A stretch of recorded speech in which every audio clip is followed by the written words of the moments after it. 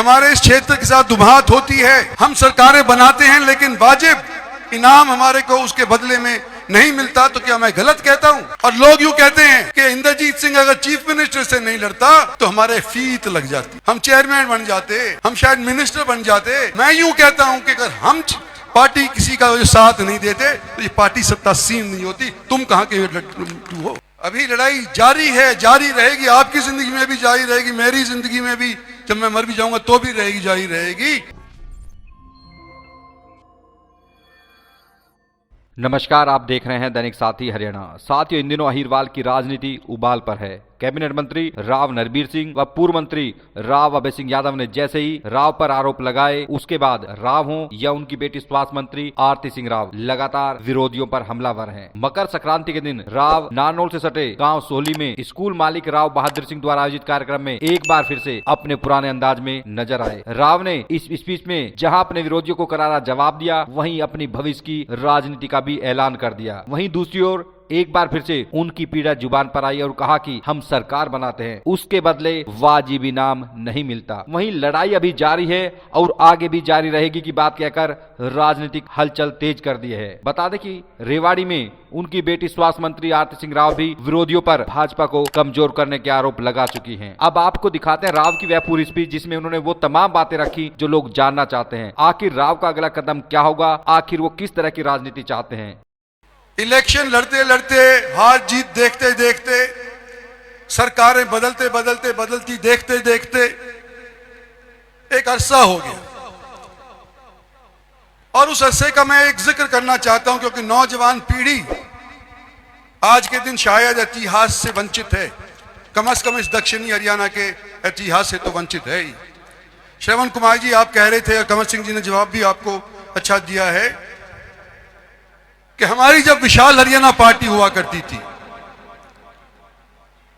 हमारा मन यह था कि हम पंजाब से अगर अलग होते हैं, विशाल हरियाणा बनाते हैं, तो दिल्ली को अपनी राजधानी बनाएंगे और अलवर जैसे क्षेत्र को विशाल हरियाणा के अंदर शामिल करेंगे। भरतपुर को शामिल करेंगे, मेरठ को शामिल करेंगे। और यह दिल्ली के इर्द गिर्द का एरिया जिसने 1857 के अंदर अंग्रेजों के साथ लोहा लिया था, 36 बिरादरी ने जब अंग्रेजों के साथ लोहा लिया था, वो एरिया संगठित हो, यह मंशा थी। और जो आज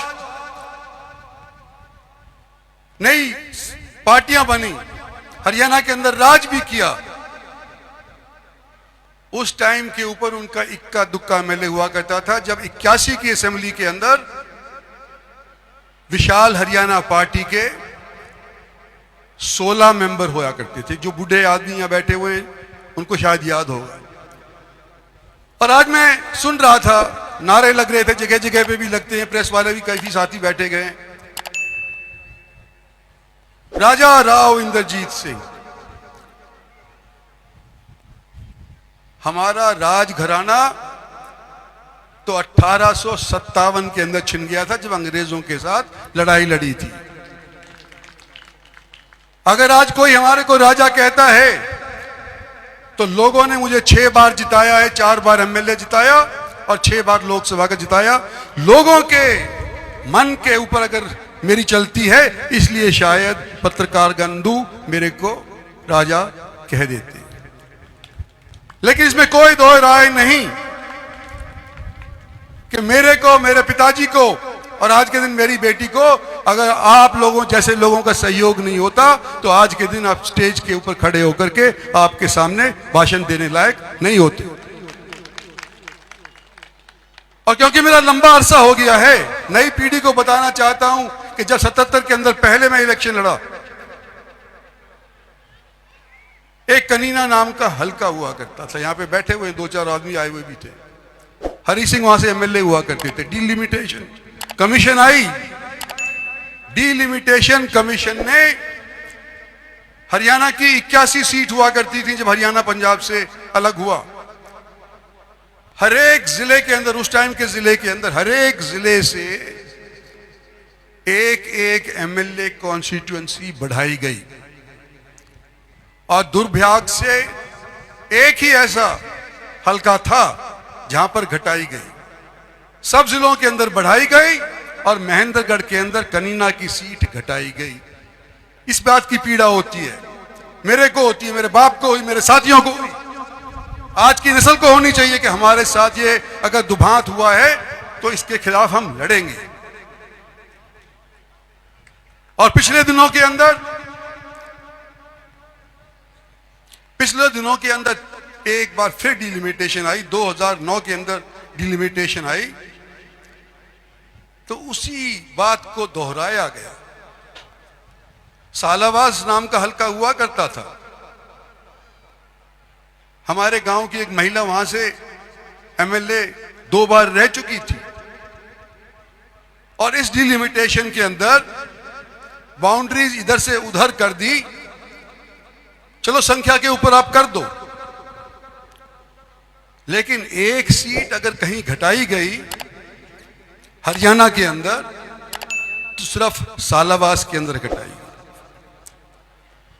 हम जब यूं कहते हैं कि हमारे इस क्षेत्र के साथ दुभांत होती है, हम सरकारें बनाते हैं लेकिन वाजिब इनाम हमारे को उसके बदले में नहीं मिलता, तो क्या मैं गलत कहता हूं? और लोग यूं कहते हैं कि इंद्रजीत सिंह अगर चीफ मिनिस्टर से नहीं लड़ता तो हमारे फीत लग जाती, हम चेयरमैन बन जाते, हम शायद मिनिस्टर बन जाते। अरे मैं यूं कहता हूं कि अगर हम पार्टी किसी का जो साथ नहीं देते तो ये पार्टी सत्तासीन नहीं होती। तुम कहां के लट्टू हो?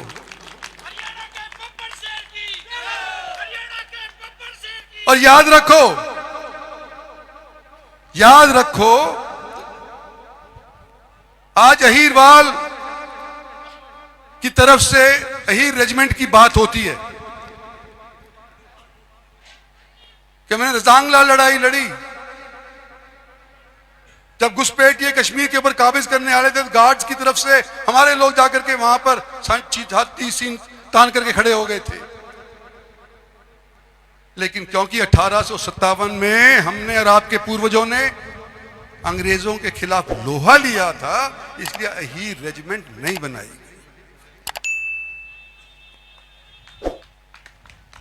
पर इसलिए नहीं कि हम हार गए, आगे पीछे फिर बनेगी, फिर प्रयास करेंगे।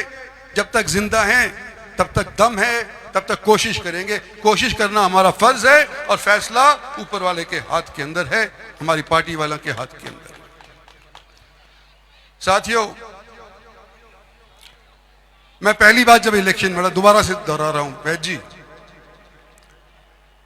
तो जिस गांव में मैं जाता था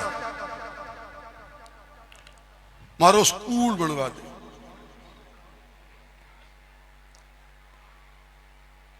हमने बालका ने पढ़ानो है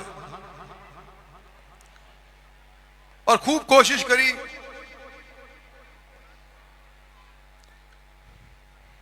स्कूल कम बने और स्कूल बन भी गए। सरकारी स्कूल बनने के बाद उसके अंदर पढ़ाई की बजाय राजनीति ज्यादा होने लगी। कोई भाई राजनीतिक टीचर हो यहां पे, मुझे पता नहीं, लेकिन स्कूलों के अंदर आज के दिन यह स्थिति है कि टीचर तो बन जाते हैं, 1-1 लाख रुपया कमा लेते हैं महीने का, लेकिन पढ़ाई के ऊपर ध्यान नहीं देते, बच्चों को पढ़ाई नहीं करते। यही वजह है कि आज के दिन बच्चों की नफरी प्राइवेट स्कूल्स के अंदर ज्यादा है और सरकारी स्कूल के अंदर कम है। क्या मैं गलत बोल रहा हूं? और जिन्होंने ये बेड़ा उठाया बच्चों को पढ़ाने का,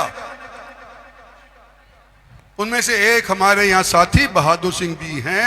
इनको मैं शाबाशी देना चाहता हूं, धन्यवाद करना चाहता हूं कि आपने ये जो बेड़ा उठाया, आज के दिन सबसे ज्यादा बच्चे हरियाणा के अंदर, हरियाणा पब्लिक सर्विस कमीशन के माध्यम से हो, एसएस बोर्ड के माध्यम से हो, बिना इंटरव्यू के, काबिलियत के ऊपर अगर सुनिश्चित किए जाते हैं, सिलेक्ट किए जाते हैं, तो हमारे महेंद्रगढ़ दक्षिणी हरियाणा के लोग सिलेक्ट किए जाते हैं, जो एक जमाने के अंदर एक चपड़ासी बनने के लिए भी हैसियत नहीं रखते थे, क्योंकि सरकार दूसरों की। आप मेरे से कह रहे हैं कि बहादुर सिंह को कोई ऐसा आशीर्वाद दूं आगे के लिए काम आए। भाई बहादुर सिंह और मैं तकरीबन एक उम्र के में आशीर्वाद देने लायक नहीं हूं, लेकिन इसको साथी बनाने लायक तो हूं। भला आदमी है। और एक सिर्फ इनकी बता देता चाहता हूं, देखो राजनीति के अंदर इन्हें एक लोग ही कभी इस पार्टी से, कभी उस पार्टी से, कभी पार्टी के अंदर इस पक्ष के उस पक्ष के बन जाते हैं। और मेरा 47 साल का एक्सपीरियंस है। जहां टिकट की बात आती है तो अपने भाई के खिलाफ ही लड़ने को तैयार हो जाते हैं, अपने मां के खिलाफ लड़ने को तैयार हो जाते हैं, बाप के खिलाफ लड़ने को तैयार हो जाते हैं। फीत लगनी चाहिए, बाप जाए भाड़ के अंदर, भाई जाए भाड़ के अंदर। वास्तविकता है। यह एक ऐसा आदमी है जिसको कांग्रेस टिकट दे रही थी इस इलेक्शन के अंदर, ये नाट गया भाई, लेकिन नहीं मेरा साथी इलेक्शन उसने मिल गई है, मैं नहीं लड़ता। ये इसलिए थप तो भी चाह दे दूं इसको इस बात की। हाँ शाबाश भी, बहादुर सिंह जी बहुत बढ़िया काम किया। और मेरे देखो, जो ताकत मुझे मिली आप लोगों से मिली है, अपने साथियों से मिली है, और इस ताकत को मैंने अपने निजी स्वार्थ के लिए इस्तेमाल नहीं किया। आज मैं फिर इस स्टेज पे कह रहा हूं, डिलिमिटेशन तीसरी बार मेरी राजनीतिक जिंदगी के अंदर होने जा रही है। हल्के बढ़ेंगे। लोकसभा आज हरियाणा के अंदर 10 है, हो सकता है 13 हो जाए।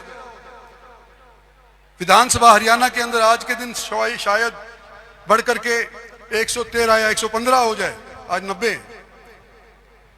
नई पौध हमारे को तैयार करनी पड़ेगी, नौजवानों को तैयार करना पड़ेगा,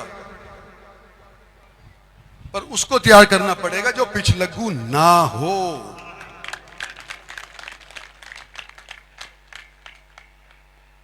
अभी लड़ाई जारी है, जारी रहेगी, आपकी जिंदगी में भी जारी रहेगी, मेरी जिंदगी में भी, जब मैं मर भी जाऊंगा तो भी रहेगी, जारी रहेगी।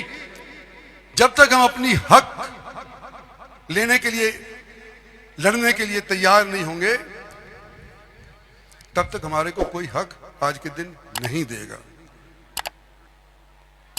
हमारे को सौभाग्य से कई दशकों के बाद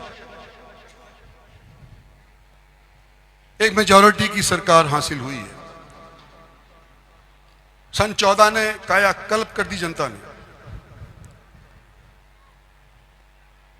नरेंद्र भाई मोदी को प्रधानमंत्री बना दिया, उसके नाम पे जीती भारतीय जनता पार्टी, इसमें कोई दो राय नहीं। ये तो भारतीय जनता पार्टी तो कई बार पहले भी लड़ ली थी, लेकिन जीत क्यों नहीं हासिल करी। मुझे वो भी दिन याद है जब मैं एमपी हुआ करता था और भारतीय जनता पार्टी के केवल लोकसभा के अंदर 2 एमपी हुआ करते थे। जिस दिन नरेंद्र मोदी को डिक्लेयर किया गया इस संगठन ने, उस दिन ही भारतीय जनता पार्टी की किस्मत बदल गई। तीसरी बार देश के अंदर अगर एक सरकार मेजॉरिटी की बन की आई है तो वो बदौलत है नरेंद्र भाई मोदी।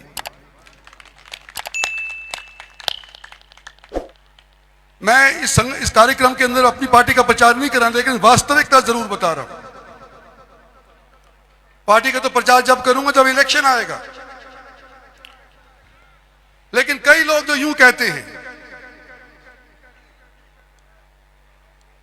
कि भाई हमने पार्टी पनपाई, आज सरकारी अफसर भी देख लो, जो लोग हुड्डा साहब के गैल रहा करते, चटोला साहब के गैल रहा करते, भजन लाल के गैल रहा करते, उनकी तारीफ करा करते, आज वो कह कि महाराज तो दादो आरएसएस को थो, मारो बाप जनसंगी हो और हम बीजेपी का संग। कोई गलत कह रहा हूं? बताओ। आज के दिन अगर भारतीय जनता पार्टी को स्थापित किया है तो आप जैसे लोगों ने स्थापित किया, जनता ने, देश की जनता ने किया, 36 बिरादरी ने किया है। और सेवा हमारे सब राजनीतिक लोगों की यही होनी चाहिए कि जो पब्लिक चाहती है, जनता की आवाज बुलंद हो, आप लोगों के माध्यम से बुलंद हो। आने वाले पीढ़ियों के अंदर जब नए नए एमएलए बनेंगे, नए नए हलके तैयार होंगे, उन लोगों को आने का कोशिश करो जो जनता की आवाज को बुलंद करने का मादा रखते हैं। यही मैं आपसे आज के आने कहना था। बहादुर सिंह जी, देखो भविष्य क्या बताएगा ना आप बता सकते ना मैं बता सकता, लेकिन अभी जो व्यतीत हो गया है, अभी जो पास्ट चला गया है, उसके अंदर जो आपने काम किया है इस इलाके के लिए वो सराहनीय है। आप लोगों को, जिन लोगों ने आपका साथ भी दिया है, उन्होंने भी सराहनीय काम किया है। और आने वाले समय के अंदर जो भी मेरे से काम हो सकता है आपके सहयोग के लिए, उसके लिए मैं तैयार हूं, मेरी पार्टी तैयार है। धन्यवाद और जय हिंद।